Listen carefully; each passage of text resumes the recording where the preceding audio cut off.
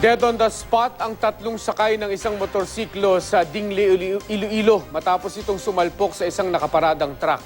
Tila nakikipagkarera umano ang mga biktima. Makibalita tayo kay Alfie Tulagan.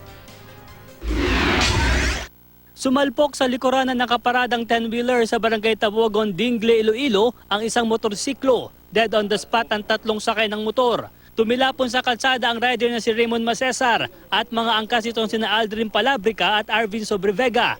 Nagtamo ng matitinding sugat sa ulo ang tatlo. Ayon sa driver ng truck, nakaparado noon sa gilid ng kalsada ang truck dahil nasiraan ito. Sa lakas ng pagkakasalpok, halos humiwalay ang ulo ng motor sa katawan nito.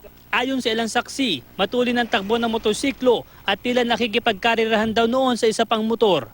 Lumabas din sa investigasyon na nakainom ng alak ang mga biktima. Lisensya na malaser ka na ako nang mabiyahe bala ka motor na. Kaya mo malang dahil may okasyon bala di sa Banwahaw kasi lauman. Handa naman daw tumulong ang may-ari ng truck sa mga naulila ng mga biktima. Istorya na sila sa pamilya man sa biktima. Base mag-arigluhan na man sila, magbinuligay na sila. Alfie Tulagan, Nagbabalita, Pilipinas.